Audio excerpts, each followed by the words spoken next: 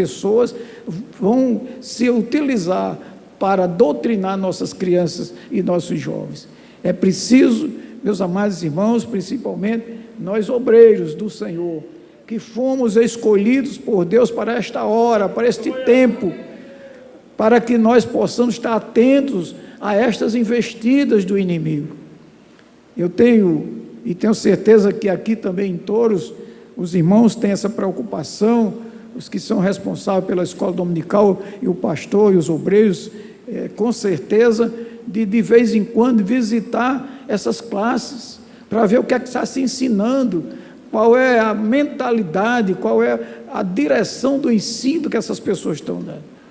Porque eu não sei, irmãos, se não for lá para ouvir o que é que está sendo ensinado, eu não sei.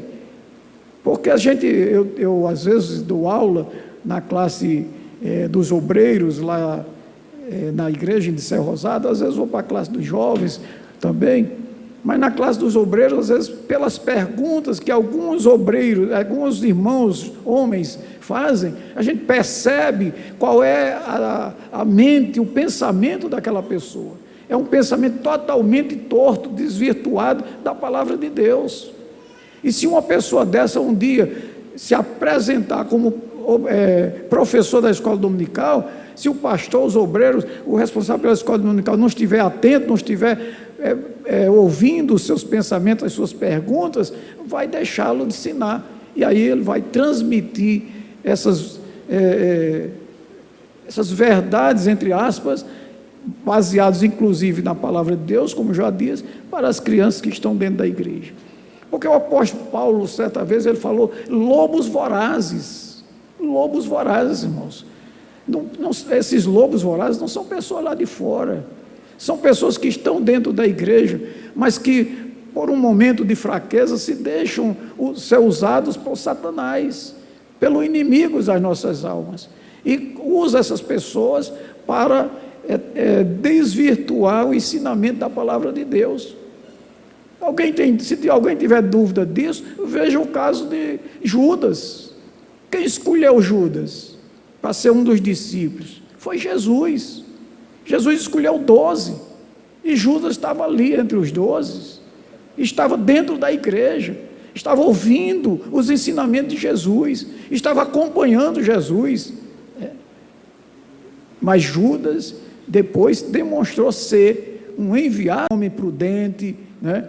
Então, a Bíblia está sempre nos trazendo uma palavra que ensina que nós devemos reproduzir aquilo que nós aprendemos.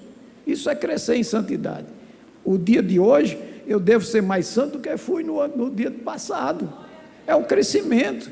E nós vamos crescendo até o dia em que nós estejamos prontos, né, na estatura do varão perfeito, nós estaremos prontos para sermos levados e morar no céu. Que essa é a nossa esperança. Pastor Martim, ele diz, só adianta ser crente se for para ir morar no céu. Para ficar aqui não adianta ser crente. E eu creio que todos que estão aqui, todos nós, temos essa intenção de ir morar no céu. Louvado seja Deus.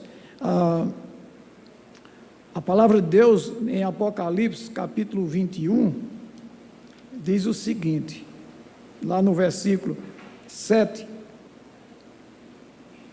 o vencedor herdará estas coisas, e eu lhe serei Deus, e ele me será filho. Que coisa, irmãos! O versículo 1 fala do novo céu e nova terra. É essa nossa esperança, irmãos, é de herdarmos o novo céu e a nova terra. No versículo 4 diz assim, e lhes enxugará dos olhos toda lágrima, e a morte já não existirá, já não haverá luto, nem pranto, nem dor, porque as primeiras coisas passaram. Que primeiras coisas? Isso que nós estamos vivendo hoje. Nós temos dificuldades, nós temos problemas de saúde, problemas financeiros, problemas de atritos, de conflitos familiar. Nós estamos vivendo, sempre temos nossos problemas.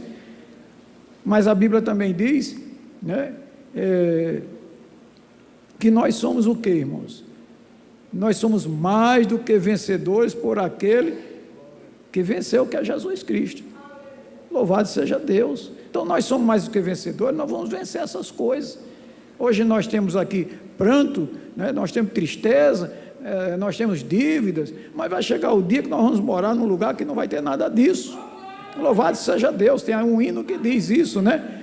Tem um hino que diz: lá não haverá mais pranto, nem choro, nem dor, nem tristeza, né?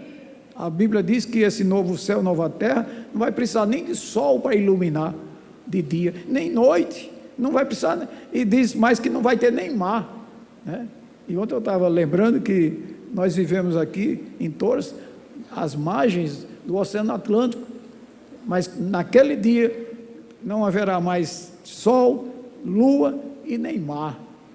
Nós teremos um novo céu, a Jerusalém celestial, que descerá do céu, e nós iremos ser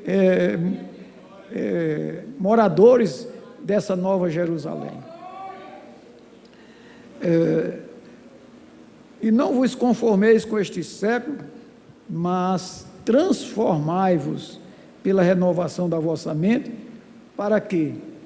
Olha, irmãos, é muito importante quando nós lemos a palavra de Deus, que às vezes a palavra, o versículo começa um porquê, um mas, e aqui no meio desse versículo tem para quê?